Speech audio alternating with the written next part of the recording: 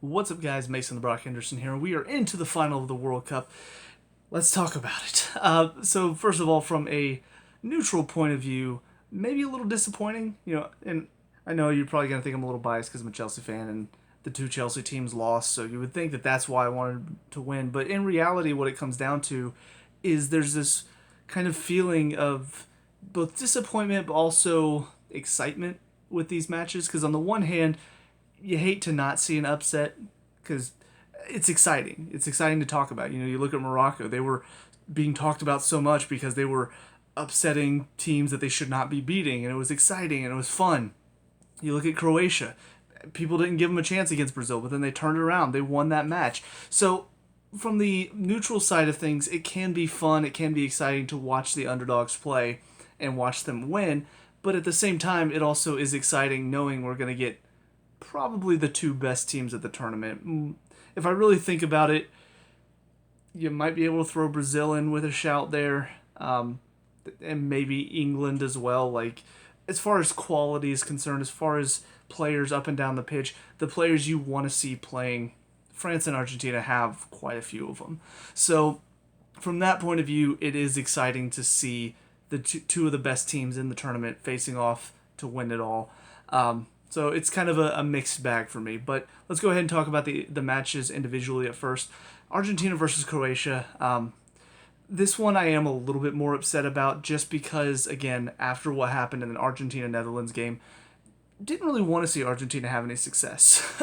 But they came into this match and they did look by far the better team. They started the match well, which they have been doing throughout the knockout stages, but then they finished the match well too, and that's been the one hiccup so far in the knockout stages of this tournament, and especially against Croatia, who has been the team that can turn it around in the second half when they're down. I kind of expected that was what was going to happen, but it never did. It never came, and Argentina saw it out and even got themselves a third off the back of some brilliant play from Messi. So, yeah, all in all, I mean, it was what was expected, I think, of Argentina, even though there was that pretty good chance that Croatia was going to have some success in the second half. The quality of Argentina and honestly even just the way the game went for both teams in the last match, Croatia really had to battle against Brazil to eke out that they won in penalties, right? God, I'm already losing my mind. They had to eke out that win on penalties, whereas Argentina they also went to penalties, but it didn't feel quite as, I guess, difficult for them. It felt like the only reason it went to penalties is because they kind of dropped off in the second half and sort of eased up off the gas almost. So it almost felt like they had a little bit more energy than Croatia coming into the match. So I think it will be disappointing for Croatia, the fact that they didn't manage to see it out, didn't manage to mount that second half challenge, but I don't think they'll be too disappointed because they did put up a good showing against some very good teams in this tournament as well. So, on to the other match, France versus Morocco. Obviously, this one, I mean, yeah, you kind of expected France to be too good for Morocco on the day, but man, they put up a good fight. And that's something that even the reaction at the end of the game, it wasn't really. Some of these matches, you felt like the teams were disappointed with themselves. You felt like the other team was more like jubilant, I guess, more like, yeah, we dominated, whatever. In this match, it really felt like there was a good respect at the end of the match, and that's something, again, why I don't want Argentina to win it all. But it felt good. You look at how the game went. Morocco had some really good chances, but France defended really well. Unfortunately, Morocco, they did lose their focus a couple times, and I think that comes down to kind of what I was talking about earlier in the tournament, where the longer the tournament goes, the teams that have less depth, the teams that have a little bit less quality, they do start to show their cracks when they get into the later stages. It's why most of the time, group stages, you can have some surprises, you can have a few upsets, but then when you get to the knockout stages, the better team does tend to win because they played a lot of matches and they have more players to turn to on the bench without losing as much quality. So in this match, especially that first goal for France, it very much felt like Morocco's starting to slip a little bit. They're starting to lose their edge. They're starting to lose their focus. And yeah, it's kind of what it felt like for some of the first half. But once they got their focus back, they managed to get their determination back. they did put up a very solid fight, nearly managed to get an equalizer, but then unfortunately gave up one closer to the end. So all in all, it was a really good match. It was probably one of the better contested matches, even though it ended 2-0. It felt like a good solid challenge for France. It wasn't considering who their opponent was. It wasn't just a walk in the park for them. They kept them honest. So yeah, all in all, good match. Don't mind seeing France go to the finals, but sad for Morocco because they put up one hell of a fight. But going into the next set of matches, first of all, the third place consolation match will be kind of interesting to see. We've seen so many teams in the past where they seem like they're the better team going into this match, and then they just sort of lose. I don't know. It's like they lose their motivation. Like they were hoping to make it to the final. Belgium is one in particular that I think of. I think it was the 2014 World Cup where they felt like they wanted to win. They felt like they were the favorites because they had all these superstars that were young and full of energy. And then they lost the semifinal match to, I think it was Germany. Maybe it was Argentina. I don't remember anymore. But they lost that match, and you're thinking, okay, well, they're facing, I don't remember who it was at the time. They faced somebody that they seemed like they were clearly better than going into it, but it's like they didn't come out to play. And I don't know how much of that is just maybe tiredness from all of the games, or how much of it is we wanted to be in the final and now here we are playing for third place, because it really did feel like they didn't give it their all in that match. So the third place matches are always kind of interesting to me because it never really feels like both teams are going at it 100%. It does. They call it a consolation match because it feels more like, oh well, one of you two could get at least a medal in this. So I don't know. For Morocco, it might mean enough for them to say, hey, we at least want a medal. We at least want to show we deserve to be here. So they might fight for it a little bit harder than Croatia. And Croatia, like I said, they probably would have been expecting to make it to the final because they do have the quality. They have been there before too. So it will be disappointing for them not to be there. So I don't know. It'll be an interesting one to watch. Personally, I'm going to say that Croatia probably takes it. I think Morocco gave a lot of energy in that match against France trying to find an equalizer. So I do think a lot of their players will be a little bit more tired. They will be a little bit more unfocused. I think they'll be excited to at least be there, and they will still give an effort, but I just think Croatia, because of the quality they have, they'll have enough, and hopefully they'll have enough self-respect to fight for third place and say, no, we don't want to lose this match. Going into the final, though, France versus Argentina, this is where you've got a lot of good players who, for some of them, it's going to be their last chance here. Obviously Messi is the big one because everybody's talking about him. He's one of the greatest players of all time, blah, blah, blah, blah, blah, all of that. But it is kind of interesting to think that he is really good. Obviously, he's really good.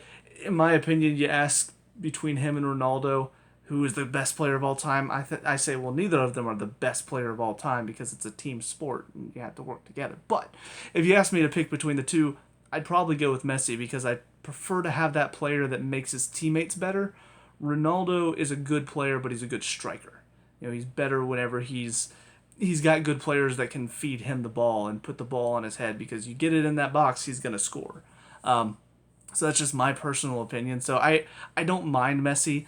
At the same time, I also don't really like a lot of the other players in Argentina. I've talked about it before, I think. But just a lot of punks out there. Even though I like Messi and the way he plays, I also don't like how much he dives. So between the two, I would prefer to see France win it just because I like more of the players on France than I do on Argentina. But you got Messi, probably his last World Cup, Giroud, he's now passed Henry as the all-time leading scorer for France. It's a great story for him to go out on possibly winning a World Cup as well. Mbappe, obviously, he's trying to make a statement. He's up-and-coming young star. He already won the last World Cup, and he was part of that as well, but now all the eyes are on him, and everybody's talking about like it's his team, even though There's 11 players out there, not just Mbappe, but sure, whatever. This is me ranting because I have to deal with all these American commentators that are idiots and they love to just focus on the one guy. He's the guy. Do you not know how the sport works?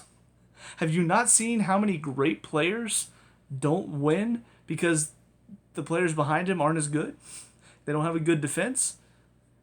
Do I need to take you to Atlanta United where everybody was convinced we were going to have a good year because we got these great, fantastic attacking talents, but we had no defense? And then we didn't win anything? We didn't even make it to playoffs?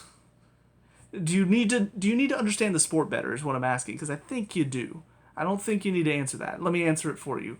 You're all idiots. Fox Sports, get them out. I'm tired of all of them. All of them are idiots. All of them are stupid. Sorry, there's my little rant. But no, it is going to be a pretty good matchup, though, as far as you got good stories out there, you got good players out there. Both teams are going to be hungry. Both teams are going to be wanting it really badly for their own reasons. So yeah, it's going to be exciting to watch. And even though I'm disappointed there was no underdog story in this final, I'm still excited to see two of the great teams go up against each other and how the match is going to be approached tactically. So yeah, I don't know what to expect. I feel like if I call for France, people are going to say that it's just because of my bias, and that's probably correct. So I'm going to call for France. I'm going to say France is going to win it again, back-to-back, first time in I don't remember how long that a country's won 2 World Cups in a row. And it's going to be a big deal for them, because they do have still some good talent for the next World Cup. Obviously, Mbappe still will not be... What is he? I'm going to look that up real quick. I think he's 23? Maybe? I could be wrong about that. There it is. He is 23. I was right. He's actually turning 24 soon. So yeah, he'll still be kind of almost at his prime at that point too, because he'll be later 20s. You have a lot of younger players as well that'll be coming up. There still will be a few, like I think Pogba will be probably, if he's not injured, in and around the team. Conte, maybe not. He's already dealing with a lot of injuries, so he probably won't feature. Varane, I think, is still pretty young, so Lloris, still pretty young for a keeper. So yeah, they still got quite a few of these players that will be returning, a good bit of talent. So they'll really be feeling like this is a good chance to win and keep that good run going, keep the feeling of their dominance going. Because honestly, if any team could, they look the more likely to do it. So we'll see what happens, though. Again, it's going to be a very exciting match. It's going to be a good contest. Yeah, I'm looking forward to it. Probably going to have to watch the game on mute because it'll probably be John Strong and Stu Holden again. And I just don't... I love hearing the sound of the fans. Like today, trying to watch the Morocco-France game, I'm enjoying the sound of the fans. I mean, the fans are really giving it their all. I mean, it was mostly Moroccan fans in there because Qatar's Africa, I think. I don't know. But clearly a lot of Moroccan fans there, and just the sound of the whistling. Anytime France had the ball, it was deafening. I wish they could have done it a little bit louder so I didn't have to hear John Strong and Stu Holden. But just all the stupid little idioms and the little catchphrases and the unprofessional nature. Like, I know I sound unprofessional, but I'm not trying to be professional. I'm just here on YouTube talking about these games. They're supposed to be commentating on the match. They're supposed to sound professional. You got Stu, ooh, like, who? That's an NFL thing. That's an NBA thing. This is not that. This is different. You're supposed to be a little bit more professional than that, okay? And also John Strong, just his constant screaming anytime somebody gets within 10 yards of the box. Who was it?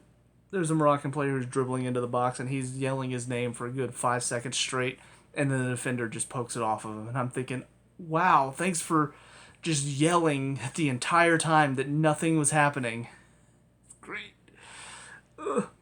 Pain of having to watch these games in the U.S. Anyways, done rambling. Those are my thoughts on these last two games and going into the final two matches of the World Cup. I'm excited. Hope you are too. But let me know what you guys think down in the comment section below. What were your thoughts on these two matches? Let me know. We can talk about and discuss all the good stuff. Leave a like and subscribe. Future World Cup reviews, and I'll see you guys at the. I'll probably do a final video talking about both the third place and the final match. So I will see you at the final video. Peace out.